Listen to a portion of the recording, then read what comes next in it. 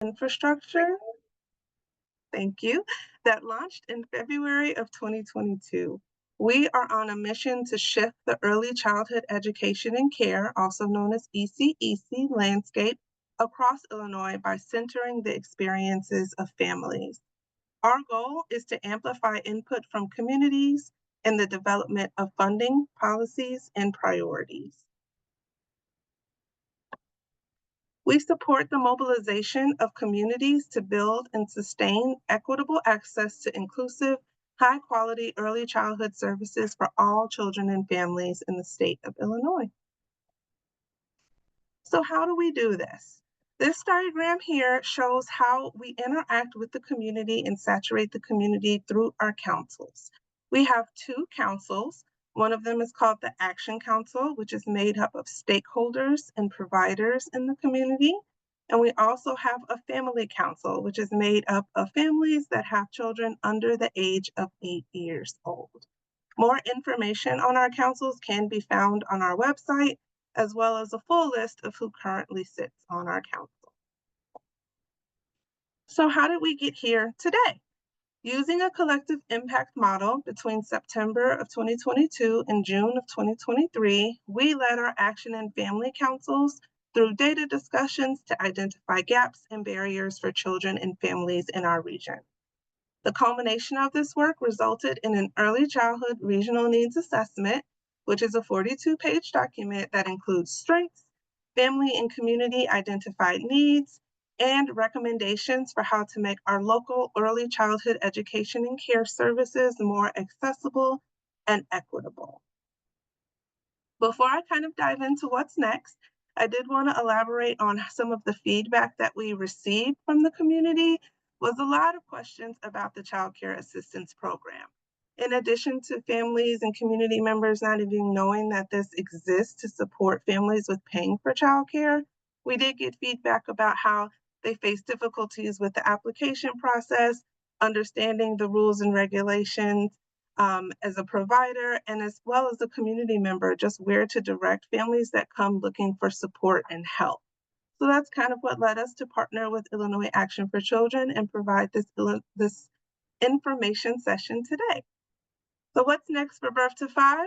This year, we will continue to share, collect feedback on the mental and behavioral health regional needs assessments, as well as our early childhood regional needs assessment, continue to advocate for the successful implementation of activities identified in our action plans, looking to make a local impact for the children and families in our region, and also support the development of the new Illinois Department of Early Childhood. Before I introduce the Illinois Action for Children team, I would like to stop on this slide for a moment to share how you can stay connected with the work of Birth to 5 Illinois. You can visit our webpage, and one of my team members will drop that link directly to our regional webpage in the chat. You can also use the QR code here to scan and subscribe to email communications on our homepage, and a variety of social media platforms that you can also connect and follow us on for more information and our work.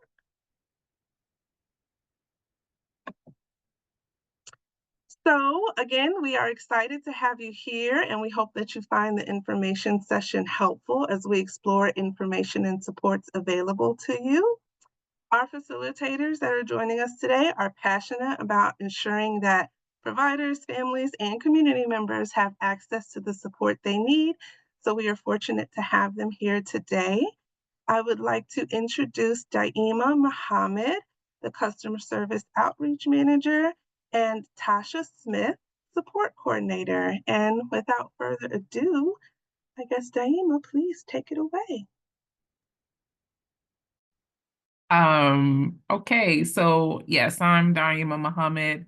I'm the Customer Service Outreach Manager. I'm going ahead and pass it over to Tasha. She's actually the director. Apologies. I'm so sorry. I had the wrong thing She written said, down. I got to give you your due, For sure. I was cool. I was cool. I'm not a big title person, so yeah. So thank you guys. I'm glad you're here to learn more about how you can help. We can help your families and a service provide you with services about Illinois Access for Children services with Illinois Access for Children. So Damon, Yeah. let's get this ball rolling. Boom.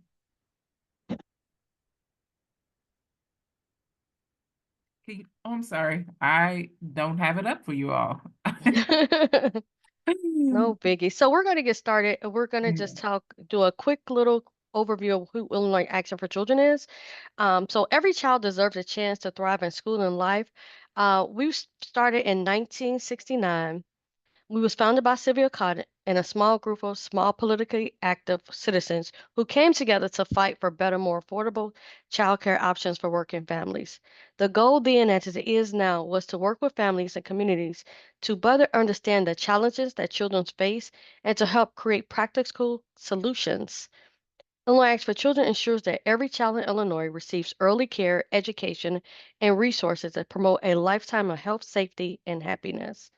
Next slide.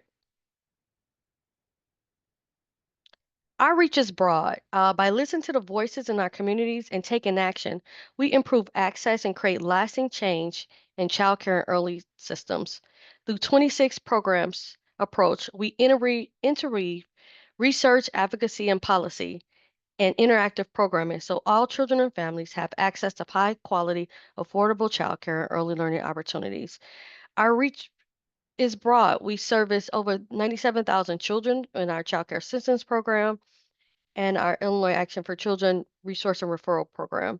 We service 79,000 parents, help them apply for childcare, and help them find childcare resources. And we help over 23,000 ECE professionals build up their skill set to make sure they're able to provide quality care to families. Next slide. Okay, and so the child care resource and referral services. So we connect families with child care and early learning programs, and we do this by a variety of different ways. When a parent contacts us, so they can either they call us or we call them, like if we meet them at an outreach event, we do this is different approaches. So we do a child care consultation, we do parent education, we offer customized child care referrals, and we do this anywhere in the Cook County, and we work for parents who have infants up until the child is 12 years old. Next slide.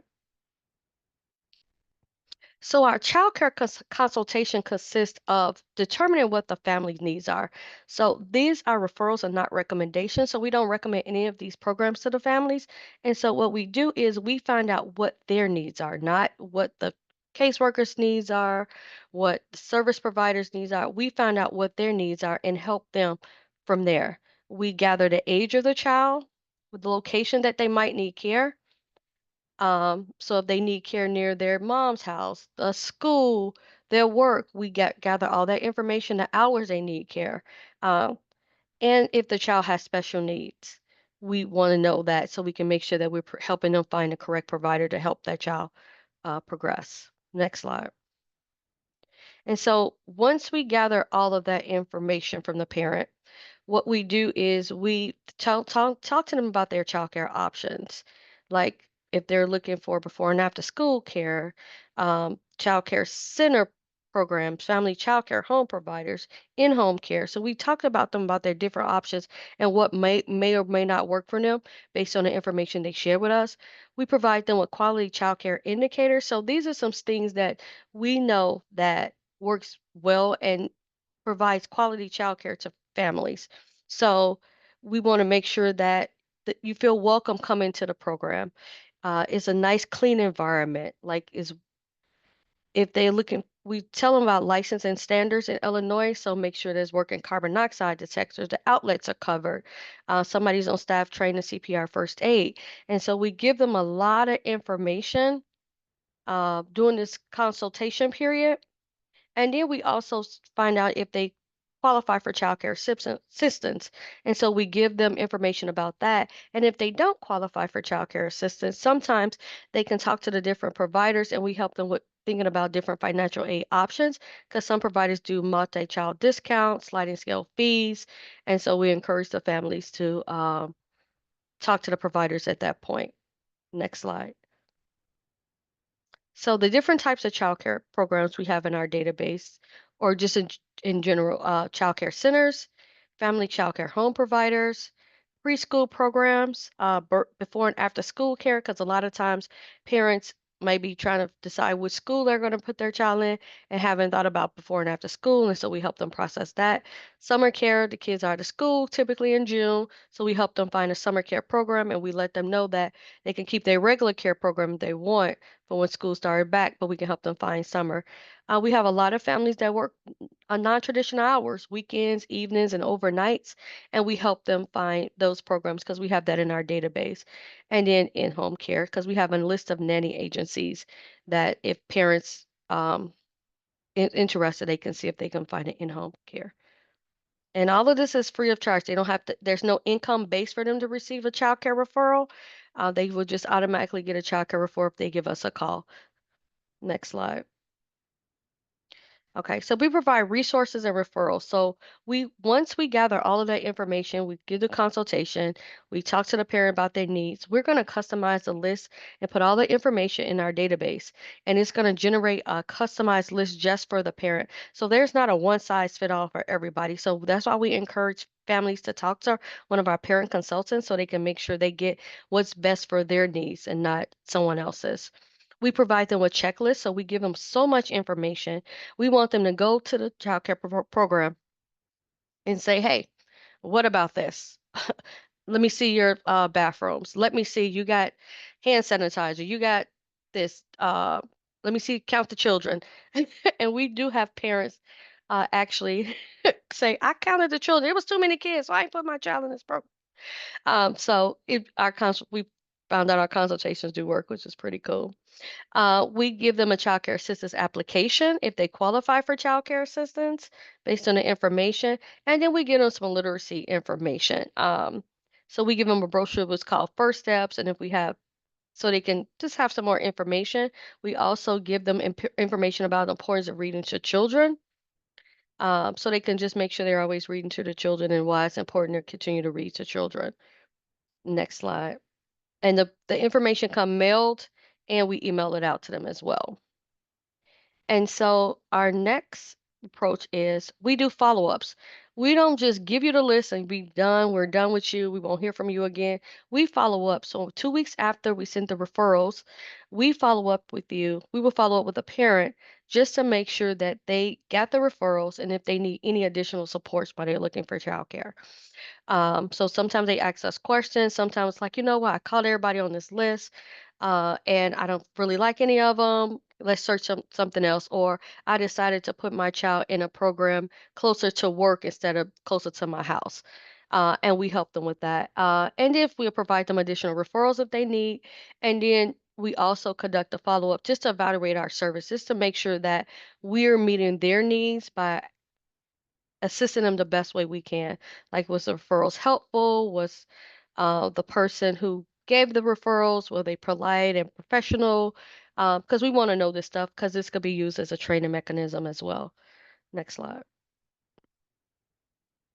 Okay, so our services we have a dedicated phone line and email address, and so parents can contact us Monday through Thursday from 8:30 to 12:30, and we have a referrals email, and on Fridays from 8:30 to 12:30, and they can email us and at referrals@actforchildren.com, and someone will reach out to them within 24 hours to make sure that they respond to the parent.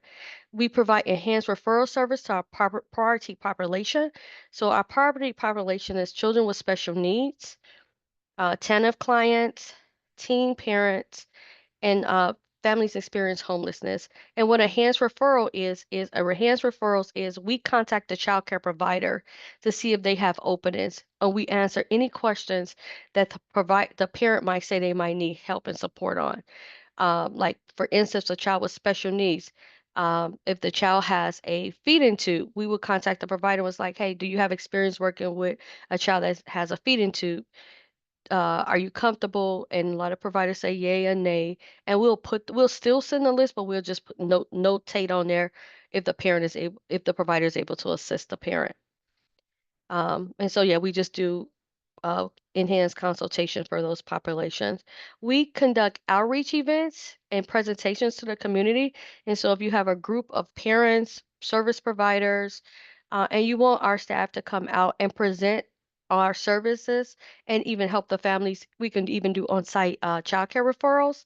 We're able to do that. You could just email referrals, and someone will reach back out to you. Because we also connect families, providers, and community organizations with resources.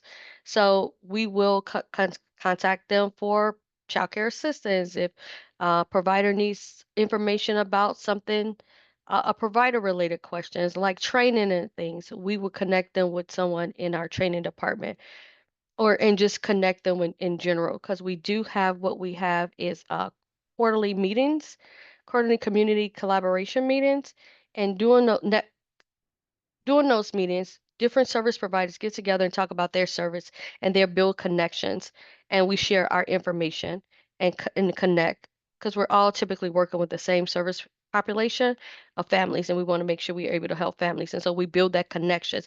And so we share our resources. Some providers come on site and sit at our walk-in tables and provide service to families that's coming into our walk-in. And sometimes we even contact the parents if we need, contact the providers if they're interested in doing a presentation for, if we have a group of parents or we want them to do, or even come to talk to our team just to learn more about the services and how we can connect our families to their families. Next slide. And so one of the most exciting things that we're doing, something new, we're trying to really engage fathers. Just on a different level, we're noticing that some of the fathers that use our service uh, need a little more assistance, and so we're doing a father survey, father figures, just to see what kind of service they need, because our goal is to customize customize materials for fathers. And so if you know of any father figures, have them fill out this survey. We really want people to fill out this survey, so please. And then hopefully from there we can do focus groups and create the materials to help our fathers as best we can. Next slide.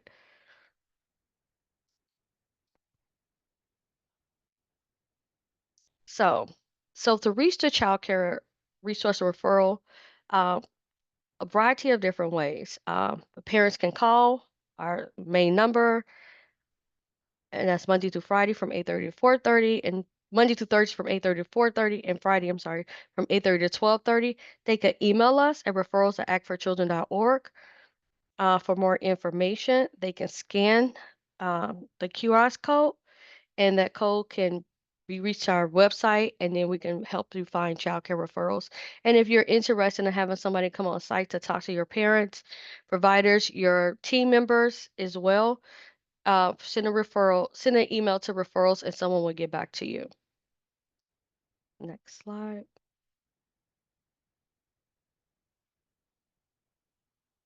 Okay, so our Illinois Act for Children only service Cook County area, but we have people inside of in Illinois that do the same work that we do. And so if you have somebody outside of Cook County, they can reach out to INCRA. They can go to INCRA's website, or they can go to illinoiscaresforkids.org website, and then they can put in their zip codes, and it will generate what community child care resource and referral agency that will be able to assist them. And so, and get the same assistance from, like we do in Illinois Act for Children, they can get it in their SDA, so, which is the service delivery area. Next slide. And that's it. Thank you guys. Anybody have any questions? You can either type it in the chat or come off mute.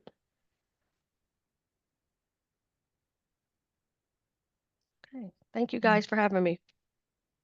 All right, thanks, Tosh. And so I'm going to go over the Child Care Assistance Program and how parents can apply and the information that is needed when they do apply for the program. I'm going to turn my camera off because I'm going to be looking this way at my screen. So let's go ahead and get started. All right. So the Illinois Department of Human Services Child Care Assistance Program, or better known as CCAP, helps pay for child care expenses for income-eligible families who work or participate in an approved school or training or TANF-approved activity. The Illinois Department of Human Services works together with your local CCR&R, which is the Child Care Resource and Referral Agency, to help families in Illinois obtain resources and information about child care.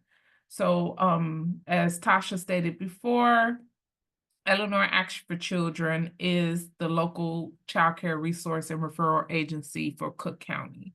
So that means that we review all child care cases for Cook County. So how can a parent apply? In order for a parent to apply, they must submit a child care application and also submit their necessary documentation based off their activity. So if they're working, check stubs. If they're going to school or training activity, then they need to submit a school schedule. A decision is typically made within 45 days from the date that an application is received. However, our current processing time is about 10 business days. So that's from when the application is received, about 10 business days from that date, the parent should and the provider should receive a decision on the case, whether the case was pending, whether the case was approved or denied. Providers and parents and guardians will receive an approval or denial notice, both. So that information just doesn't go to the parent, it also goes to the provider as well. So parents' eligibility. A parent must be an Illinois resident. A parent must meet the income guideline if they are working. Children are eligible up to the age of 13. However, children can be eligible up to the age of 18 if there is a documented special need requiring that they must be supervised. Parent must be employed or in a training education activity. The only exception to that is if a parent is experiencing homelessness and they are eligible for child care for at least 3 months without a copay. But they will have to submit, state on that application that they are experiencing homelessness. So supporting documentation for working parents, if they are paid weekly, bi-weekly, or semi-monthly, they just need to submit 2 check stubs. In the submission time frame, the date of the check stub should be within 60 days of that CCAP submission date. So that means that when the application come in and they're working, they submit 2 check stubs. Those check stubs cannot be dated more than 60 days from the date that we received that application. If the parent is working and they're paid monthly, so they're paid once a month, they need to submit 2 check stubs, and those check stubs has to be within 90 days of the date that we received that application. We do have parents that can apply who are paid in cash or they just got employed. What they need to do is submit an employment letter or wage verification form. Those wage verification forms are available on our website, or they can call into our phone line or come into our walk-in location to get that form. And on that form, the information that is needed is the parents' start date, their job information, their pay rate, their work schedule, and the contact information of their employer. And again, the submission time frame for that is 60 days from the date that we received that application. So we have parents that are self-employed. They maybe do Uber, Lyft. They may own their own restaurant, or maybe they are a hairstylist. They are too eligible for childcare. And what they need to do is submit a 30-day self-employment record or their most recent tax return. And the date of that document, it should be it should be 30 days from the date that we receive that application or CCAP form. So parents who are going to school or in a training program, what they need to submit is an official school schedule or an official school letter. And what's important with that letter, we must have the days and times that that parent is in class.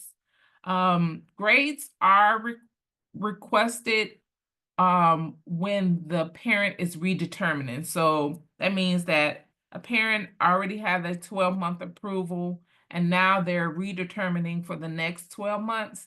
They will then have to submit their official school schedule and their grades with that redetermination form. And again, their submission time frame should be 30 days from the date that we receive that childcare application or redetermination form. Parents also can be eligible if they are taking online classes. So again, the same documentation that we require for in-person classes is the same documentation that we will require for online classes. They just need to submit that school schedule, listing the days and times that they are taking those classes.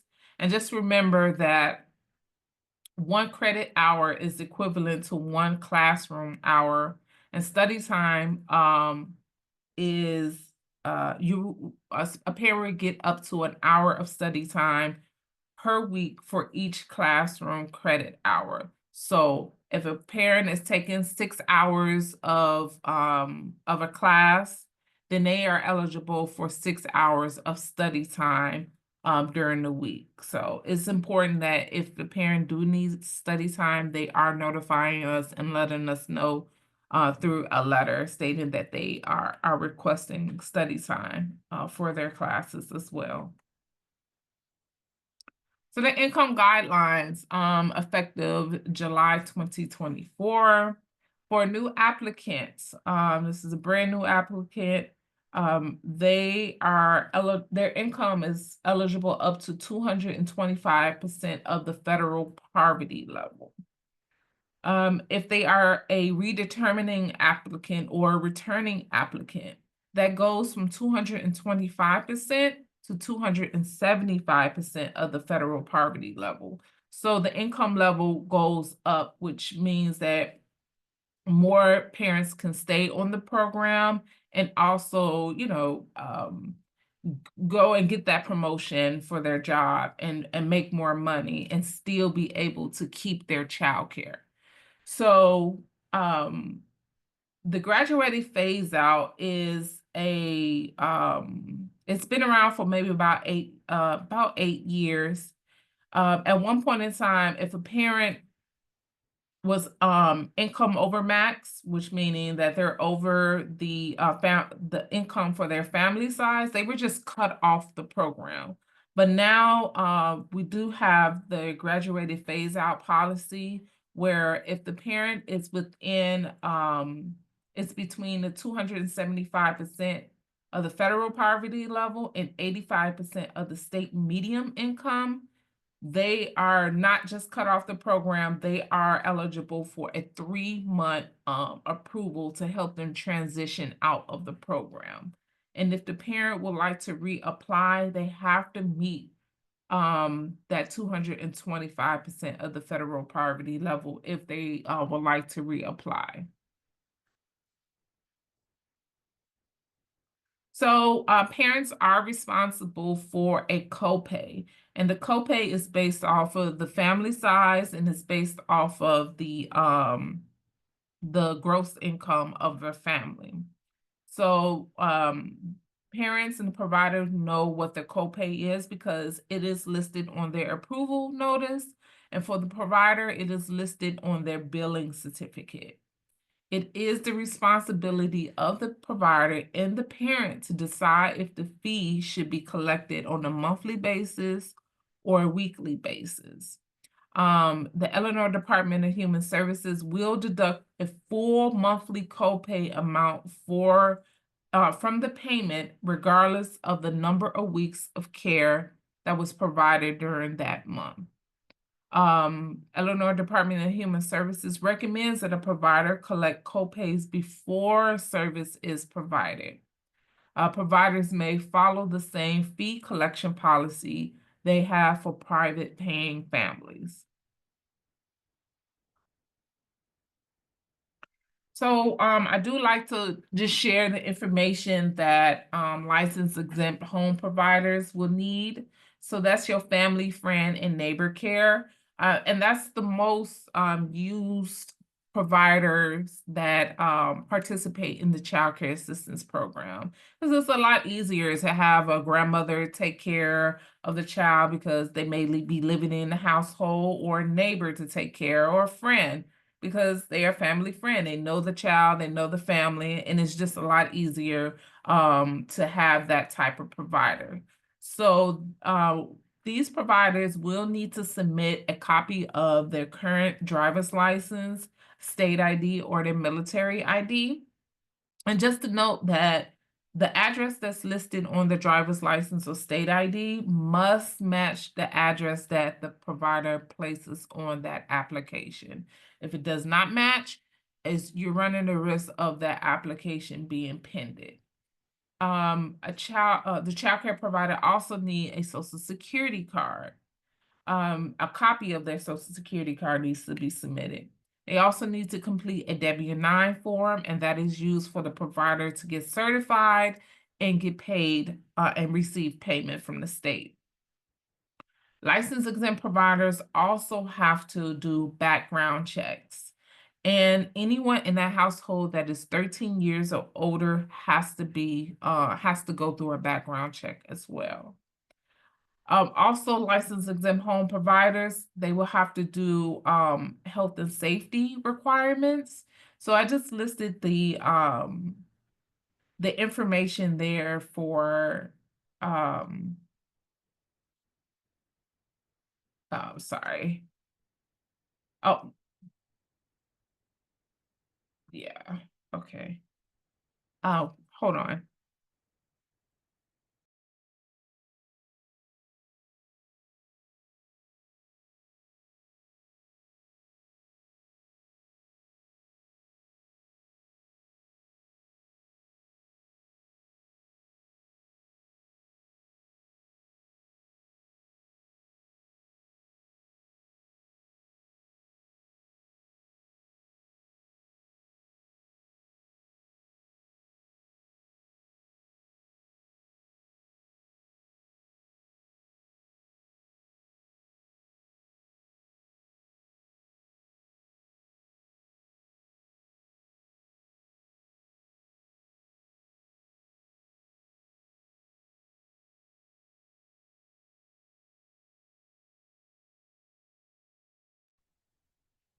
Sorry about that. My bad. Okay.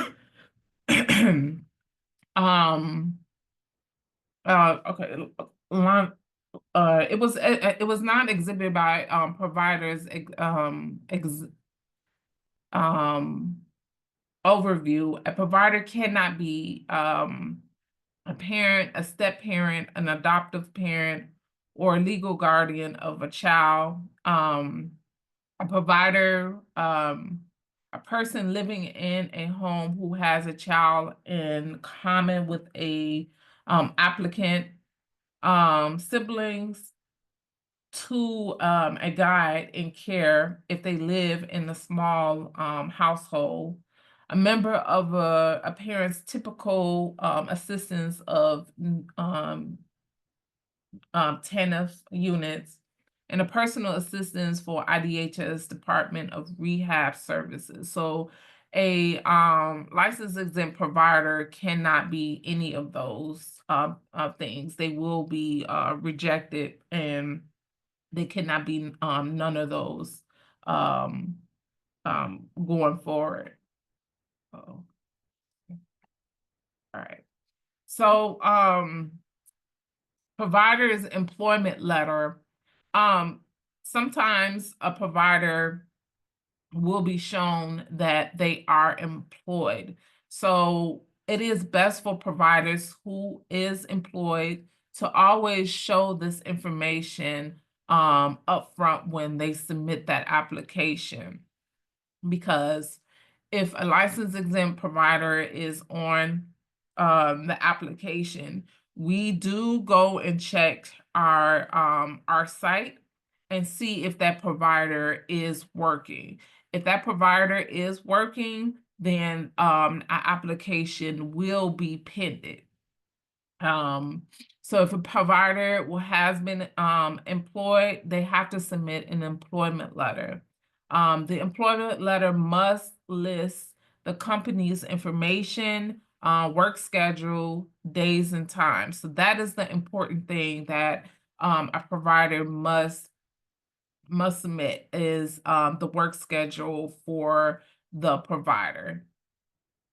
And also the employer contact information is needed. So again, it is important that if a parent is using a license exempt provider and they are working, it is always important to just go ahead and submit that information with the application, because we will find it, and you're going to run a risk of the application being pending.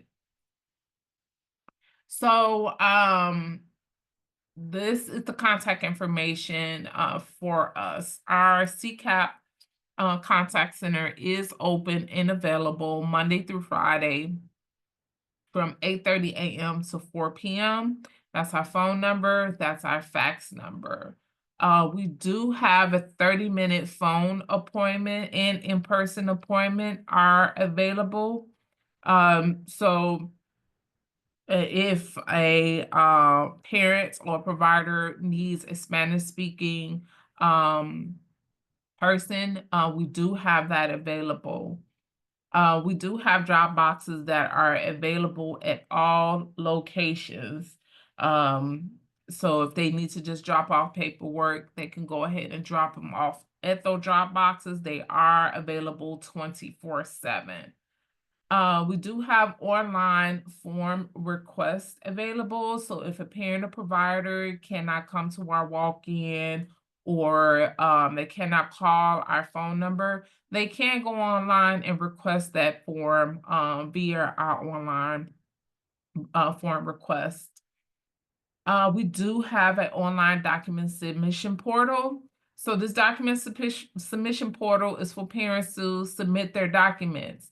The only thing that cannot be submitted via the online document submission is certificates. So if you're a provider and you're trying to submit your certificate for payment, you cannot submit it through the document submission portals.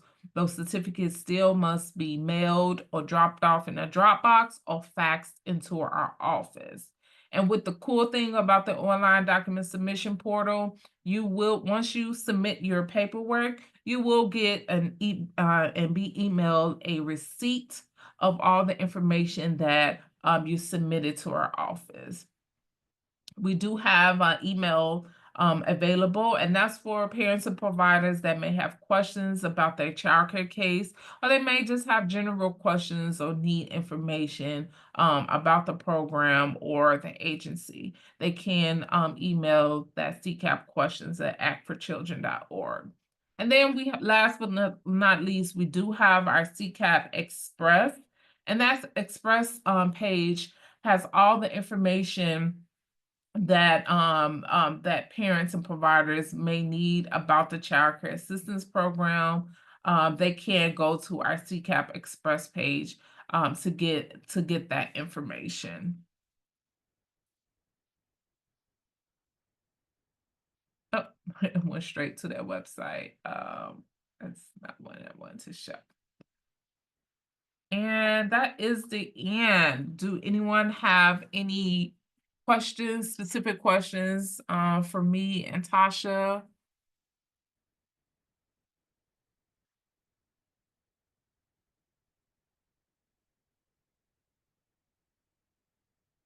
don't see it. Yo sí tengo una pregunta. Quería preguntar si los niños, yo como proveedora de cuidado a los niños que vienen solamente after school, cuando vienen en vacaciones que están más tiempo, ¿tiene que hacer algún cambio en Action for Children o es lo mismo? Gracias, Alejandra.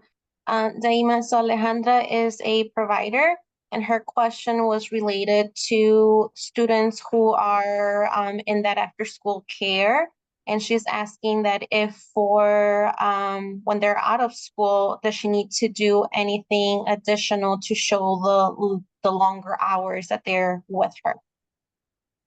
Right. So I'm assuming that during the school year, they may be approved for part-time days, and maybe like in the summertime, you want to know how they could get full-time care or when they're out of school.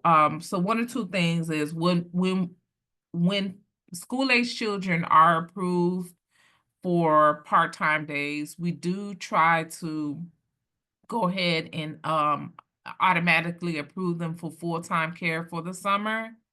If and when during the school year, just say they have spring break and those school-age children are normally approved for 5 part-time days, but that week they were approved for 5 full-time days because or they need 5 full-time days because they were out on school break. What the provider can do is on that certificate, they can update on the certificate stating, hey, this week the 2 children, school-age children, were in my care for 5 full-time days due to spring break. A provider can write that on the certificate along with sending over the school schedule to get that time. To update those days that the provider is caring for those school-age children full time.